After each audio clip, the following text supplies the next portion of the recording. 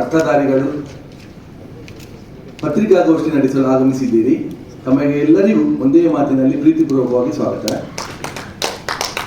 ಅದೇ ರೀತಿ ಮಾಧ್ಯಮದ ಬಂಧು ಮಿತ್ರರು ಆಗಮಿಸಿದ್ದೀರಿ ಸರ್, ತಮಗೆಲ್ಲರಿಗೂ ಪ್ರೀತಿಪೂರ್ವಕವಾಗಿ ಸ್ವಾಗತವನ್ನು ಮಾಡಿ ನನ್ನ ಮಾತನ್ನು ಮುಗಿಸ್ತೇನೆ. ನಮಸ್ಕಾರ. ಜೈ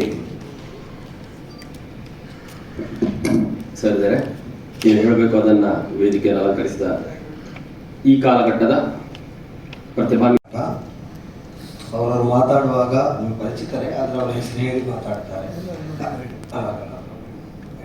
ಸುಲಭ ಆಗ್ತದೆ ಮಾತಾಡುವಾಗ. ಪ್ರಾಸ್ತಾವಿಕವಾಗಿ ಎರಡೇ ಮಾತು ಮತ್ತೆ ಜೋಶಿಯವರು ಮುಂದುವರಿಸ್ತಾರೆ.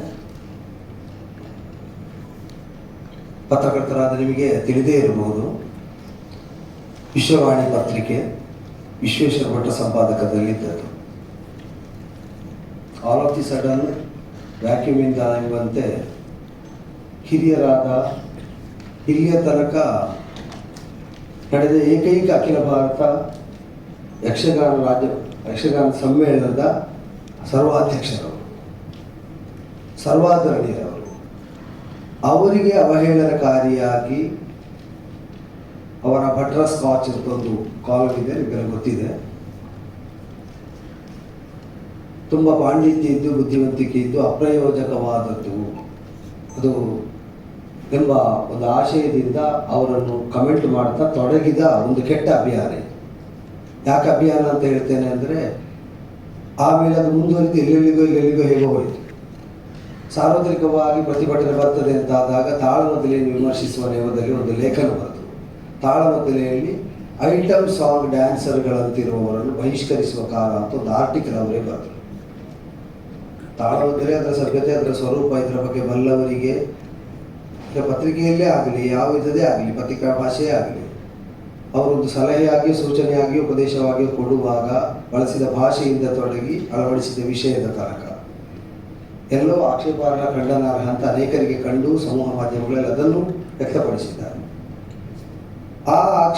ಅದನ್ನು ಆಕ್ಷೇಪಾರ್ಹವಾದ್ದರಿಂದ ಪ್ರಭಾಕರ್ ಜೋಶಿ ಅವರನ್ನು ಖಂಡಿಸಿದ್ದನ್ನು ಹಿರಿಯರಾದ ಉಮಾಕಾಂತ ಭಟ್ರು, ಅಶೋಕ್ ಭಟ್ರು ತಾಳಮದ್ದಲೆ ಕ್ಷೇತ್ರದ ಪ್ರಾತಿನಿಧ್ಯವನ್ನು ಸಾಂಕೇತಿಕವಾಗಿ ಹೊಂದಿ ಒಂದು ಸಾಂಕೇತಿಕ ಪ್ರತಿಭಟನೆಯನ್ನು ತಮ್ಮ ಲೇಖನದಲ್ಲಿ ಮಾಡಿದರು. ಇದನ್ನು ನಾವು ಖಂಡಿಸ್ತೇವೆ ಅಂತ.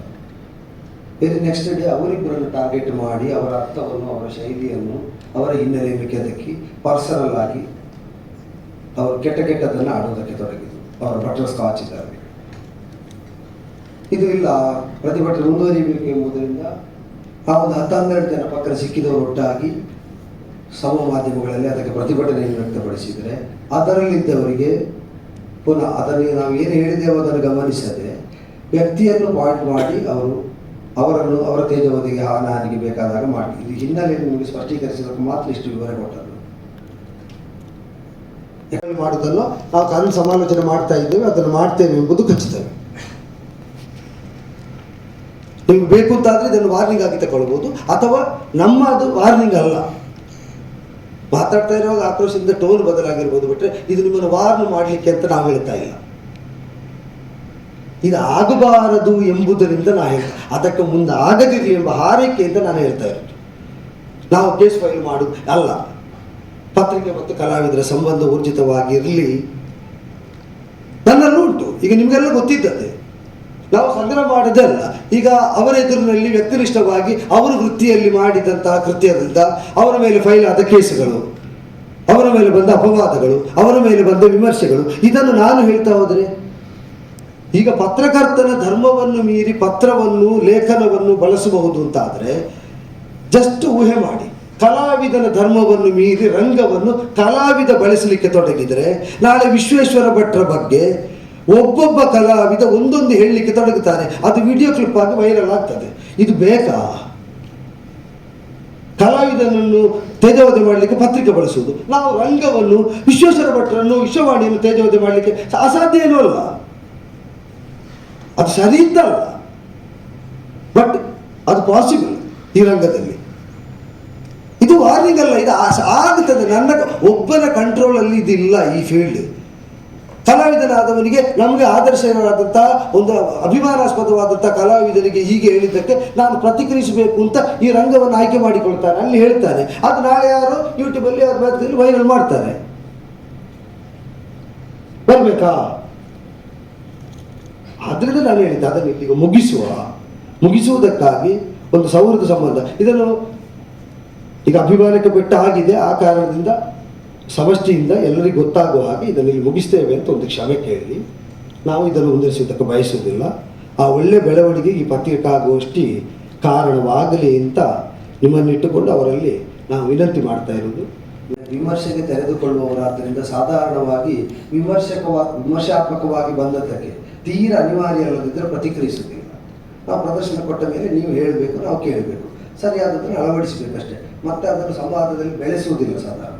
ಆದರೆ ಇಲ್ಲಿ ಸುಮ್ಮನಿದ್ದರೆ ಅದು ನಮ್ಮ ಇಂಪಾರ್ಟೆನ್ಸಿ ಆಗುತ್ತದೆ. ನಾವು ಅದಕ್ಕೆ ಅಶಕ್ತರು, ಪತ್ರಿಕೆಯಲ್ಲಿ ಬಂದಂತಹ ವಿಮರ್ಶೆಯನ್ನು ಎದುರಿಸುವಲ್ಲಿ ಸೋತೆವು ಅಂತ ಆಗ್ತದೆ ಅಂತ ತುಂಬ ಕಲಾಭಿಮಾನಿಗಳು ಹಿನ್ನೆಲೆಯಿಂದ ಇದಕ್ಕೊಂದು ಸಮಗ್ರವಾಗಿ ಸಾಮೂಹಿಕವಾಗಿ ನೀವು ಪ್ರತಿ ಸ್ಪಂದನೆ ಏನುಂಟು ನಿಮ್ಮದು ಅದನ್ನು ತೋರಿಸಿಕೊಡ್ಬೇಕು ಅಂತ ಹೇಳಿದ್ರಿಂದ ಅದು ಸರಿ ನಮಗೆಲ್ಲ ಕಂಡದ್ರಿಂದ ಅವಸರವಾಗಿ ಇಷ್ಟು ಮಂದಿಯನ್ನು ಕೇಳಿದಾಗ ಎಂಥ ಕೆಲಸ ಇದ್ರು ಬಂದು ಇಲ್ಲಿ ಸೇರಿದ್ದಾರೆ.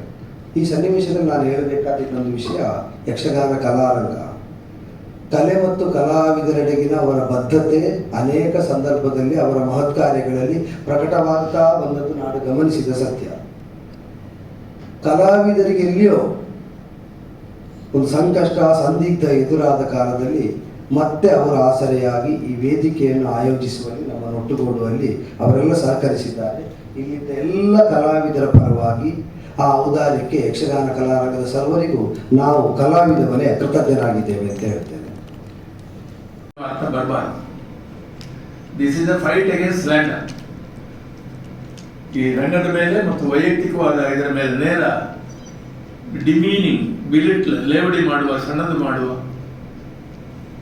ಸ್ಲ್ಯಾಂಡರಿಂಗ್ ಥರದ ಡಿಮೀನಿಂಗ್ ಕಮೆಂಟ್ಸ್ ಬಂದದ್ರಿಂದ ಮಾತ್ರ ಈ ಸಭೆಯನ್ನು ಕರಿಬೇಕಾಯ್ತು. ಬಹಳ ದೀರ್ಘವಾಗಿ ಮಾತಾಡ್ತಿಲ್ಲ ನಾನು. ಒಂದು ವಿಷಯ ಹೇಳಬೇಕು. ವಿಸ್ತಾರವಾದ ಸಂಗತಿಯ ಹಿನ್ನೆಲೆಯ ಮುಖ್ಯ ಘಟನೆಗಳು ಪತ್ರಕರ್ತರಿಗೆ ನಮಗೆಲ್ಲ ಗೊತ್ತಿದ್ದದ್ದೇ. ಈ ಕಲಾರಂಗ ನಮ್ಮ ಬೆಂಬಲಕ್ಕೆ ನಿಂತು ವೇದಿಕೆಯನ್ನು ಒದಗಿಸಿದ್ದಕ್ಕಾಗಿ ಮತ್ತು ವಿಸ್ತಾರವಾಗಿ ನಾಡಿನಾದ್ಯಂತ, ನಾಡಿನ ಹೊರಗೆ ದೊಡ್ಡ ಬೆಂಬಲ ನಮಗೆ ಬಂದಿದೆ, ನಿರೀಕ್ಷೆಗಿಂತ ಮೀರಿ. ಅದಕ್ಕಾಗಿ ಬೆಂಬಲವಾಗಿ ಬರದ ಬೇರೆ ಬೇರೆ ರೀತಿಯ ಪ್ರತಿಕ್ರಿಯೆ ಕೊಟ್ಟ ಎಲ್ಲ ಮಹನೀಯರಿಗೆ, ವಿದ್ವಾಂಸರಿಗೆ, ಓದುಗರಿಗೆ, ವೀಕ್ಷಕರಿಗೆ, ಎಲ್ಲ ಕಲಾವಿದರ ಪರವಾಗಿ ಮೊದಲಾಗಿ ವಂದನೆಗಳನ್ನು ಸಲ್ಲಿಸ್ತೇನೆ. ಇದು ಆರಂಭವಾದದ್ದು ಒಬ್ಬ ವ್ಯಕ್ತಿಯ ಮೇಲಿನ ಪ್ರಶ್ನೆಯಿಂದ. ಅದಕ್ಕೆ ನಾನು ಅಲ್ಲಿಂದ ಇಲ್ಲಿವರೆಗೆ ಒಂದೇ ಒಂದು ಪ್ರತಿಕ್ರಿಯೆಯನ್ನು ನೇರವಾಗಿ ಅವರಿಗೆ ಬರೆದೆ. ನನಗೆ ಇದು ಏನು, ಯಾಕೆ ನಿಮಗೆ ನನ್ನ ಹೆಸರು ನೆನಪಾಯಿತು ಅಂತಲೇ ಗೊತ್ತಾಗಲಿಲ್ಲ. ಅದನ್ನು ಪುನಃ ನಾನು ವಿವರಿಸಲಿಕ್ಕೆ ಹೋಗುದಿಲ್ಲ. ಆಮೇಲೆ ಅದು ಎಲ್ಲೆಲ್ಲಿ ಹೋಗಿ ಕೆಲವು ಲೇಖಕರು ಕೂಡ ತಾಳ್ಮೆ ಕ್ಷೇತ್ರವೇ ಏನೋ ಇಡೀ ಹಾಳಾಗಿದೆ, ಕಡೆಗೆ ಐಟಮ್ ಡ್ಯಾನ್ಸು ಇದೆಲ್ಲ ಬಂದದ್ರಿಂದ ಹೇಳಬೇಕಾಗಿ ಬಂತು. ತಾಳಮೆ ಕಲಾವಿದರು, ತಾಳಮೆ ರಂಗ ವಿಮರ್ಶೆಗೆ ತೆರೆದುಕೊಂಡಿದೆ, ನಾವು ವಿಮರ್ಶೆ ಹೋಗ್ತೇವೆ ಅಂತ ಹಾಗೆ ಹೇಳುವುದು ಕೂಡ ಈಗ ಅಪಾಲಜೆಟಿಕ್. ನಾವು ವಿಮರ್ಶೆ ಹೋಗ್ತೇವೆ ಅಂದ್ರೆ ಏನು ಒಪ್ಪುವುದೇ ಇಲ್ಲ. ನಾನೇ ಆ ಕ್ಷೇತ್ರದಲ್ಲಿ ಸಣ್ಣ ರೂಪದಲ್ಲಿ ವಿಮರ್ಶೆ ಮತ್ತು ಕಲೆಯಲ್ಲಿ ಕೆಲಸ ಮಾಡಿದ್ದೇನೆ. ದೊಡ್ಡ ವಿದ್ವಾಂಸರು, ದೊಡ್ಡ ಕಲಾವಿದನೆಲ್ಲ ಬಿಡಿ, ನಾವು ಕಳೆದ 60-70 ವರ್ಷಗಳಿಂದ ಇದೆ ಕಾರ್ಯಕರ್ತರಾಗಿ ದುಡಿದು ಯಕ್ಷಗಾನದ ನನ್ನ ದೀರ್ಘವಾದ ಹಂತದಲ್ಲಿ ತುಂಬ ಇಡೀ ರಂಗದ ಮೇಲೆ ಒಂದು ಬಂದಿರುವ ಕಮೆಂಟ್ ದುಃಖಕರವಾದ ಒಂದು ಸನ್ನಿವೇಶದಲ್ಲಿ ನಾವು ಪ್ರತಿಕ್ರಿಯೆ ಮಾಡ್ತಾ ಇದ್ದೇವೆ.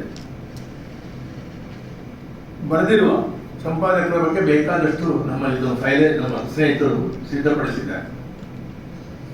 ಅವರ ಭಾಷೆಯಲ್ಲಿಯೂ ಅದೇ ರೀತಿಯಲ್ಲಿ ನಾವು ಮಾತಾಡ್ಬೋದು. ನಮಗೆ ಅದು ಬರುವುದಿಲ್ಲ ಅಂತಲ್ಲ, ಆದರೆ ನಾವು ಅದಕ್ಕೆ ತಯಾರಿಲ್ಲ. ಈ ವೋಂಟ್ ಡೂ ದ್ಯಾಟ್. ಈ ಬಗ್ಗೆ ಇದನ್ನು ಮುಗಿಸಿ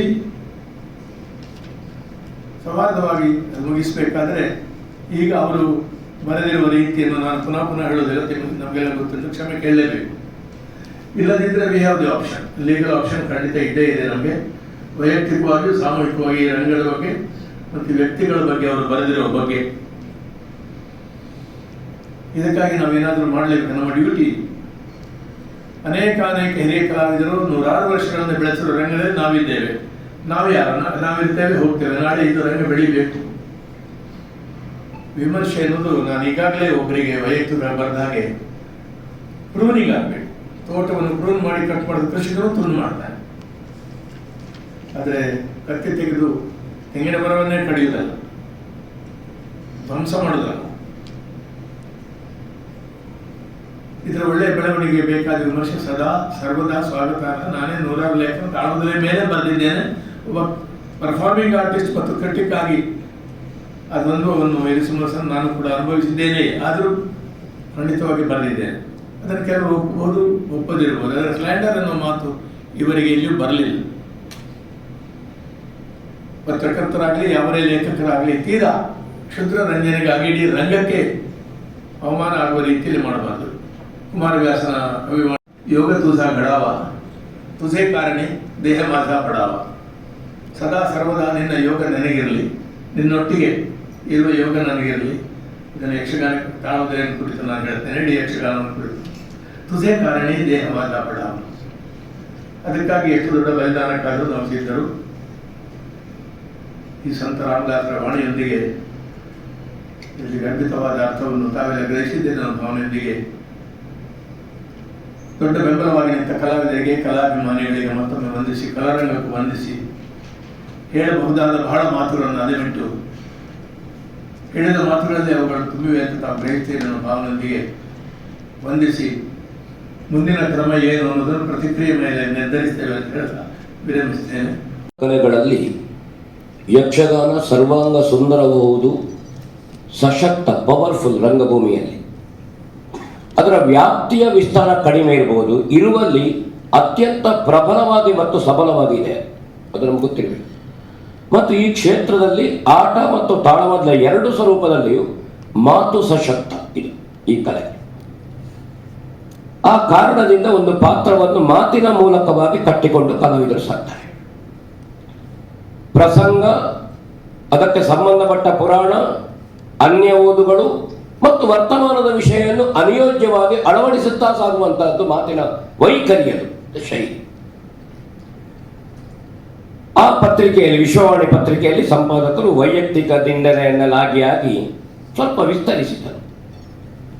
ಒಬ್ಬ ಪಾತ್ರಧಾರಿಯ ಸ್ವಗತ, ಅದು ಪಾತ್ರದ ಅಂತರಂಗ. ಸ್ವಗತ ಅಂದ್ರೆ ಭಾಗವತ ತನ್ನ ಹಾಡುಗಾರಿಕೆ, ಗಾನ, ಯಾನವನ್ನು ಭಾಗವತನ ಹೇಳಬೇಕು. ಸಂದರ್ಭ ಉಂಟು. ಒಂದು ಪ್ರಸಂಗದಲ್ಲಿ ಎಲ್ಲ ಪದ್ಯವನ್ನು ಎಳೆಯುವುದಲ್ಲ.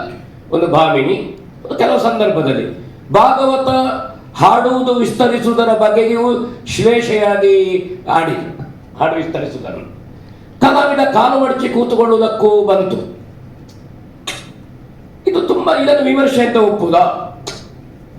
ಅದು ಕಾಲು ಮಡಿಸಿ ಕೂತುಕೊಳ್ಳುವುದು. ಇದರಲ್ಲಿ ಸ್ವಲ್ಪ ವಯಸ್ಸಾದ ಮೇಲೆ ಕಾಲು ಮಡಚಲಿಕ್ಕೆ ಆಗೋದಿಲ್ಲ, ಕಾಲು ಕೆಳಗಾಕಿ ಕೂತುಕೊಳ್ತಾರೆ. ತಾಳಮದ್ದಲೆ ಕ್ಷೇತ್ರದಲ್ಲಿ ಶುಭ್ರ ಉಡುಪಿನಿಂದ ಒಂದು ಪಾತ್ರಾವೇಶ ಮಾಡಿಕೊಂಡು ಒಂದು ಹಿಂದಿನಿಂದ ಹಿರಿಯರು ನಡ್ಕೊಂಡು ಬಂದಿದ್ದಾರೆ, ಕೂತ್ಕೊಳ್ಳುವಂತಹದ್ದು ಒಂದು ಕ್ರಮ ನಡ್ಕೊಂಡು ಬಂದಿದ್ದಾರೆ, ಗಂಭೀರ. ಅದಕ್ಕೂ ವಿಮರ್ಶೆ ಬಂತು. ಅವರು ಎಳೆಯುವುದು ಯಾಕೆಂದ್ರೆ ದುಡ್ಡಿನ ಆಶೆಗಾಗಿ, ಸಂಭಾವನೆಗೆ ಅಂತ ಹಗುರ ಮಾತು ಬಂಟು. ದುಡ್ಡು ಬೇಕಲ್ಲ, ಅದಿಲ್ಲದೆ ಬದುಕಲಿಕ್ಕೆ ಆಗುವುದಿಲ್ಲಲ್ಲ. ಎಲ್ಲ ಕ್ಷೇತ್ರದಲ್ಲಿ ಇದ್ದದ್ದೇ. ಈಗ ಬರೆಯೋರು ಮಾಡುವುದು ಅದನ್ನೇ ಇಲ್ವೋ? ಅದು ಉದ್ಯೋಗ. ಅದನ್ನು ಒಬ್ಬನ ಉದ್ಯೋಗವನ್ನು ವಿಮರ್ಶಿಸುವುದು, ಶ್ಲೇಷೆಯಾಗಿ ವಿಮರ್ಶೆಯ ನೆಪದಲ್ಲಿ ಹಗುರವಾಗಿಸುವುದು, ಇದು ನೋವಾಗ್ತದೆ, ನಮಗೆ ನೋವಾಗ್ತದೆ ಸಹಜವಾಗಿ. ಒಂದು ಕಲೆಯನ್ನು ಮನೆ ಒಳಗೆ ಮಾಡಿದರೆ ಖಾಸಗಿ, ಕಲೆ ಸಾರ್ವಜನಿಕ ವೇದಿಕೆಗೆ ಬಂದರೆ ಅದು ವಿಮರ್ಶೆಗೆ, ಅದಕ್ಕೆ ಹಕ್ಕುಂಟು. ಆದರೆ ವಿಮರ್ಶಿಸುವವನಿಗೆ ಕಲೆಯ ಬಗ್ಗೆ ಏನು ತಿಳುವಳಿಕೆ ಉಂಟು ಎನ್ನುವುದಕ್ಕೂ ಒಂದು ಆವರಣ ಬೇಡ, ಒಂದು ಸಂವಿಧಾನ ಇಲ್ವಾ? ಪ್ರಪ್ರಥಮ ಬಾರಿಗೆ ಯಕ್ಷಗಾನಕ್ಕೆ ಬಂದವ ಅಮೆರಿಕದಿಂದ. ಇದು ವಂಡರ್ಫುಲ್ ಅಡಿದ, ನೋಡ್ಲೇ ಇಲ್ಲ, ಎಂಥದ್ದು ವಂಡರ್ಫುಲ್, ಬೆರಗದು ಅಲ್ಲ. ಕಲಾ ವಿಮರ್ಶೆ ಮಾಡುವಾಗಲೂ ವಿಮರ್ಶೆಯನ್ನು ಆರ್ಥಿಕವಾಗಿ ನಾವು ತೆಕ್ಕೊಳ್ಳುತ್ತೇವೆ, ಅಥವಾ ವಿಮರ್ಶೆ ಮಾಡುವಾಗ ಪಕ್ಕೊಮ್ಮೆ ನಾವು ಹಾಗಲ್ಲ ಅಂತ ಆ ದಿವಸವನ್ನು ಸಮರ್ಥಿಸಬಹುದು, ಮರುದಿವಸ ನಾವೇ ಸರಿಯಾಗ್ತೇವೆ. ವಿಮರ್ಶೆಯನ್ನು ತೆಕ್ಕೊಳ್ಳೋಣ. ವಿಮರ್ಶೆ ಮಾಡಲಿಕ್ಕೆ ನಾವು ಇದ್ದವರು ತೆಕ್ಕೊಳ್ಳುತ್ತೇವೆ ಎನ್ನುವುದರಿಂದ ಅದು ಶೀಲವಲ್ಲದೆ, ನಾನು ಅಶ್ಲೀಲ ಅಂತ ಪದ ಪ್ರಯೋಗ ಮಾಡುವುದಿಲ್ಲ. ಆ ವಿಮರ್ಶೆ ಗಂಭೀರವಾಗಿರಬೇಕು, ಹಾರ್ದಿಕವಾಗಿರಬೇಕು, ಪ್ರೀತಿಯಿಂದ ಇರಬೇಕು, ಭಾವನೆಯಿಂದ ಇರಬೇಕು. ವಿಮರ್ಶೆ ತಕ್ಕೊಳ್ಳುವ. ಶಾಲೆಗೆ ಹೋಗುವ ಮಗು ಹೋಗಬೇಕಾದ ಹೆತ್ತಿಗೆ ಹೇಳಲಿಲ್ಲ ಅಂತ ಅಮ್ಮ ದೊಣ್ಣೆಯಲ್ಲಿ ತಂದು ಮಗುವಿಗೆ ಬಡಿಯುವುದಲ್ಲ. 15 ದಿವಸ ರಜೆ ಇಲ್ಲ ಮಗುವಿಗೆ ದೊಣ್ಣೆಯಲ್ಲಿ ಬಡಿದ್ರೆ ತಟ್ಟಿ ಎಬ್ಬಿಸುವುದಲ್ವೋ? ವಿಮರ್ಶೆ ಮಲಗಿದ ಮಗುವನ್ನು ತಟ್ಟಿ ಎಬ್ಬಿಸುವಾಗಿರಬೇಕು. ಮಗುವಿನ ತಲೆಗೆ ಕಲ್ಲೊತ್ತಾಕುವುದಲ್ಲ. ಮಗು ಹೇಳಲಿಲ್ಲ ಅಂತ ಶಾಲೆಗೆ ರಜೆ ಆ ದಿವಸ, ಹಾಗೆ ಕಲ್ಲೊತ್ತಾಕಿದ್ರೆ. ಆ ಕಾರಣದಿಂದ ಕಲಾವಿದನ ಇದನ್ನು ವಿಮರ್ಶೆ ಮಾಡುವುದಲ್ಲ. ವೈಯಕ್ತಿಕವಾಗಿ ಆ ಕಲಾವಿದನಿಗೂ ಆ ಬರಹಗಾರ ಪತ್ರಿಕೆಯ ಸಂಪಾದಕರಿಗೂ ಏನೋ ವ್ಯವಹಾರದಲ್ಲಿ, ನಮ್ಗೆ ಗೊತ್ತಿಲ್ಲ, ಯಾರ ಬಗ್ಗೆ ಏನುಂಟು ಅಂತ ನನಗೇನು ವ್ಯವಹಾರ ಇಲ್ಲ, ನಾನು ಮೀಡಿಯಾದ ಜೊತೆ ನೇರ ಮುಖಾಮುಖಿವಿಲ್ಲ. ಏನಾದರೂ ಅವನ ವೈಯಕ್ತಿಕ ವಿಷಯ ಇದೆ, ಅದು ವಿಷಯ ಬೇರೆ. ಇದು ಒಟ್ಟು ಸಾಮೂಹಿಕ ಕಲೆಗೆ ಇಡೀ ಕೊಪ್ಪರಿಗೆ ಹಾಲಿಗೆ ಲಿಂಬೆ ಹುಳಿ ಹೆಬ್ಬ ಹಾಕುವುದಲ್ಲ, ಬರೆದ ಬೆಳಗ್ಗೆ ಕಾಫಿಗೆ ಬೇಕಲ್ಲ, ಕಾಫಿಗೆ ಹಾಲು ಮೊಸರು ಮಾಡುವುದಲ್ಲ, ಅದು ವಿಮರ್ಶೆಗಳು, ಅದನ್ನೇ ಬೆಳೆಸೋದು. ಹಾಗಾದರೆ ಪತ್ರಿಕಾ ವಿಮರ್ಶೆಗಳು, ನೀವೆಲ್ಲ ಕರಾವಳಿಯಲ್ಲಿ ಯಕ್ಷಗಾನಕ್ಕೆ ಭಾರಿ ದೊಡ್ಡ ಪ್ರೋತ್ಸಾಹ, ಸಣ್ಣ ಕಾರ್ಯಕ್ರಮವನ್ನು ದೊಡ್ಡದಾಗಿ ಹಾಕಿದ್ದು ಆ ಬಗ್ಗೆ ತಲೆ ಬಾಗುತ್ತಾ ಇದ್ದಾರೆ ಕರಾವಳಿ ಎಲ್ಲ ಪತ್ರಿಕೆಗಳಿಗೂ. ಕಲೆಯನ್ನು ಹೌದು, ಅದೊಂದು ಬೆಳವಣಿಗೆಯ, ಅದೊಂದು ಪೋಷಣೆ, ಅದೊಂದು ಅಡ್ವರ್ಟೈಸ್ ಮಾಡಲಿಕ್ಕೋ ಅಥವಾ ಪತ್ರಿಕೆಗೆ ಆಕ್ಸಿಜನ್ ಕೊಡುವ ರೂಪದಲ್ಲಿಯೋ ಈ ರೀತಿ ಒಂದು ಸಣ್ಣ ಕಾಲಮ್ ಮಾಡಿ ಅದು ನಗೆ ಬರಹದಾಗಿ ಶ್ಲೇಷೆಯಾಗಿ, ಅದಕ್ಕೆ ನೀವು ನಮ್ಮ ಕನ್ನಡ ಪಾಠದಲ್ಲಿ ಕಮಲ ರಾಮು ಗೀಮು ಅಂತ ಬಂದಾಗ ಯಾರನ್ನೋ ಹಾಕಿ ಮಾಡುವಂತಹದ್ದು ಹೊರತು, ಆ ಪ್ರಶ್ನೆಗಳಲ್ಲಿ ಬಂದ ಉಜಿರೆ ಇದ್ದ ಒಬ್ಬ ವ್ಯಕ್ತಿಯ ಹೆಸರಾಕಿದ್ದು, ಆ ಹೆಸರಿನ ವ್ಯಕ್ತಿಯೇ ಉಜಿರೆಯಲ್ಲಿಲ್ಲ. ನಾನು ಉಜಿರೆಯಲ್ಲಿ 45 ವರ್ಷ ಇದ್ದೇನೆ. ತಾನೇ ಪ್ರಶ್ನೆ ಕ್ರಿಯೇಟ್ ಮಾಡಿ ತಾನೇ ಅದಕ್ಕೆ ಹಾಸ್ಯಾಸ್ಪದವಾಗಿ ಉತ್ತರ ಕೊಟ್ಟು, ಹಾಗಾದರೆ ಪತ್ರಿಕೆಯ ಆ ಹಿರಿಯ ತಲೆಯಲ್ಲಿ ಹೆಚ್ಚು ಕೂದಲು ಬೆಳ್ಳಗಾಗಿರುವವರ ಅರ್ಹತೆಯನ್ನು ನಾವು ಏನು ಅಂತ ಕೇಳಬೇಕು? ಇದನ್ನು ತುಂಬ ಗೌರವದಿಂದ ಕೇಳ್ತೇನೆ, ತುಂಬ ಪ್ರೀತಿಯಿಂದ ಕೇಳ್ತೇನೆ, ಅಭಿಮಾನದಿಂದ ಕೇಳ್ತೇನೆ, ನೋವಿನಿಂದ ಹೇಳ್ತೇನೆ. ಅದನ್ನು ಅಲ್ಲಲ್ಲ, ನಿತ್ಯ ಕೆಟ್ಟು ಇವತ್ತು ಮಾಡಿದ ಹಾಗೆ ಅದೇ ಪಾತ್ರ ನಾಳೆ ನಿರ್ವಹಣೆ ಆಗುವುದಿಲ್ಲ. ಯಾಕೆಂದ್ರೆ ಬರ್ಕೊಂಡು ಬಂದು ಓದುವುದಲ್ಲ. ನಿಮ್ಗೆ ಗೊತ್ತುಂಟು, ತಾಳಮದ್ದಲೆ ಕ್ಷೇತ್ರ ಆಶು ಸಾಹಿತ್ಯದ ಒಂದು ಅತ್ಯಂತ ವೈಭವದ ಸಂಗತಿ ಇದು. ಹಾಗಾದ ಕಾರಣ ಆ ಪಾತ್ರದ, ಅದು ಒಬ್ಬನ ಒಂದು ಪಾತ್ರದಿಂದಲೇ ಅವನ ವ್ಯಕ್ತಿತ್ವವನ್ನು ಅಳೆಯುವುದಲ್ಲ. ಒಂದು ಪಾತ್ರ 10 ಮುಖದಲ್ಲಿ ಬರಬಹುದು, ಅಥವಾ 10 ಪಾತ್ರಗಳು ಒಂದು ಸ್ವರೂಪದಲ್ಲಿರಬಹುದು. ಅದು ಅವನವನ, ಇದೇ ತಾಳಮದ್ದಲೆಯ ಕ್ಷೇತ್ರೆಯ ಶ್ರೀಮಂತಿಕೆ ಮತ್ತು ಇದು ತಾಳಮದ್ದಲೆಯ ಕ್ಷೇತ್ರೆಯ ವೈಭವ. ಇದು ಒಬ್ಬೊಬ್ಬ ಅರ್ಥಧಾರಿಯ ಒಂದೊಂದು ಪಾತ್ರವು ಅದು ಭಿನ್ನ ಸ್ವರೂಪದಿಂದ, ಸ್ವಭಾವದಿಂದ, ವಿಸ್ತರಣೆಯಿಂದ, ವಿಶ್ಲೇಷಣೆಯಿಂದ, ಎಲ್ಲವೂ ಪ್ರೆಸೆಂಟೇಷನ್ ಎಲ್ಲವೂ ಬೇರೆ. ಅದೇ ಇದೆ ಕ್ಷೇತ್ರದ ಶ್ರೀಮಂತಿಕೆ ಅಲ್ವ ಸರ್? ಅದೇ ಅಲ್ವೋ? ಒಬ್ಬೊಬ್ಬ ಅಡಿಗೆ ಮಾಡುವಂಥ ಪದಾರ್ಥ ಅದುವೇ, ಹಾಕುವುದಲ್ವೇ, ಅವನ ಕೈಗುಣ ಬೇರೆ. ಅದೇ ರೀತಿ ಇದು. ಆಗ ಆ ಕಾರಣದಿಂದ ಈ ವಿಶ್ವವಾಣಿ ಪತ್ರಿಕೆಯ ಮಹಾನ್ ಸಂಪಾದಕರು ಇದನ್ನು ತುಂಬ ಗಂಭೀರವಾಗಿ ಮಾಡಬೇಕಾಗಿದ್ದವರು ತೀರಾ ಹಗುರವಾಗಿ, ಕಲೆಗೆ ಬರುವ ಪ್ರೋತ್ಸಾಹ, ಕಲಾ ಪೋಷಕರು ಅಥವಾ ಪ್ರೇಕ್ಷಕರು, ಮಾಧ್ಯಮದವರು ಇಲ್ಲಿ ಕೊಡುವ ಪ್ರಚಾರ, ಒಂದು ಇನ್ಫೋಸಿಸ್ ಅಂತಹ ಸಂಸ್ಥೆ ಕಲೆಗೆ ಬೇಕಾಗಿ ಭಾರಿ ದೊಡ್ಡ ಕೊಡುಗೆಯನ್ನು ಕಲಾರಂಗದವರ ಮೂಲಕವಾಗಿ ಮಾಡಿದೆ. ನಾವು ಹೆಮ್ಮೆ ಪಡಬೇಕು. ಅದು ಕಲೆಗೆ ಇಷ್ಟು ದೊಡ್ಡ ಕೊಡುಗೆ ಒಂದು ಅಂತಾರಾಷ್ಟ್ರೀಯ ಹಚ್ಚಿಕೊಂಡವರು, ಮಾತನ್ನು ಬೆಳೆಸುವವರು, ಅರ್ಥಧಾರಿಗಳು ಅಂತಂದ್ರೆ ಅದೇ ಇರೋದು. ನೋಡಿ, ದೇಶದಲ್ಲಿ ಮಾತನ್ನು ಬೆಳೆಸುವ ಬಗ್ಗೆ ಎಷ್ಟು ವಿಧವಾದ ಪ್ರಯತ್ನಗಳು ನಡೀತಾ ಇವೆ ಅಂತ. ಬಹಳ ಪ್ರಯತ್ನಗಳು ಹಿಂದೆ ನಡೀತಾ ಇತ್ತು, ಈಗ ಅವೆಲ್ಲ ಇಲ್ಲ. ಇವತ್ತು ಕಾವ್ಯ ವ್ಯಾಖ್ಯಾನ ಇಲ್ಲ, ಗಮಕ ವ್ಯಾಖ್ಯಾನ ಕಡಿಮೆ ಆಗಿದೆ. ಕಾವ್ಯ ಕಮ್ಮಟಗಳು ತೀರಾ ಅಪರೂಪಕ್ಕೆ ಆಗ್ತಾ ಇವೆ. ಆದರೆ ಈ 4 ಜಿಲ್ಲೆಗಳಲ್ಲಿ ಒಂದು ಜ್ವಲಂತವಾದ ಕಾವ್ಯ ಶಾಲೆ, ಕಾವ್ಯ ಕಮ್ಮಟ ಅಂತ ತಾಳ್ಬಂದೆ. ಅದರಿಂದ ನಾವು ಮಾತನ್ನು ಹಚ್ಚಿಕೊಂಡವರು, ಮಾತನ್ನು ನೆಚ್ಚಿಕೊಂಡವರು, ಮಾತನ್ನು ಮೆಚ್ಚಿಕೊಂಡವರು, ಮೆಚ್ಚುವ ಮಾತಾಡುವುದು ನಮ್ಮ ವ್ರತ ಅಂತ ನಾವು ತಿಳ್ಕೊಂಡವರು. ನಮ್ಮ ಮಾತನ್ನೇ ಗೇಲಿ ಮಾಡಿದರೆ ವಿಮರ್ಶೆ ಮಾಡಿ, ವಿಮರ್ಶೆಯನ್ನು ನಾವು ಆಧಾರದಿಂದ ಸ್ವೀಕಾರ ಮಾಡ್ತೇವೆ. ನಮ್ಮ ಮಾತನ್ನೇ ಗೇಲಿ ಮಾಡಿದರೆ ನಮ್ಮ ಮುಖಕ್ಕೆ ಮಸಿ ಬಳಿದು ಕನ್ನಡಿ ತೋರಿಸಿದ ಹಾಗಲ್ವಾ? ಈ ಒಂದು ಚಟುವಟಿಕೆಯನ್ನು ಯಾರಾದರೂ ಸಮರ್ಥನೆ ಮಾಡಲಿಕ್ಕಾಗ್ತದ? ಇದು ಅನಾಗರಿಕ, ಇದು ಖಂಡನೀಯ. ಆದ್ದರಿಂದ ಅವರು ಸಂಪಾದಕರು ಯಾರೇ ಆಗಲಿ, ಅವರು ಕ್ಷಮೆ ಕೇಳಬೇಕು. ನೇರವಾಗಿ ನಮ್ಮಲ್ಲಿ ಕ್ಷಮೆ ಕೇಳಬೇಕು ಅಂತಿಲ್ಲ, ಸರಸ್ವತಿಯ ಕ್ಷಮೆ ಕೇಳಿದ್ರೆ ಸಾಕು. ನಮಸ್ಕಾರ. ನಿಖರ ಸುದ್ದಿ, ಸದಭಿರುಚಿಯ ಕಾರ್ಯಕ್ರಮ. ನೀವು ನೋಡ್ತಾ ಇದ್ದೀರಾ ಕಹಳೆ ನ್ಯೂಸ್, ಸಮಾಜದ ಜಾಗೃತಿಗಾಗಿ ವಸ್ತುನಿಷ್ಠ ವರದಿ.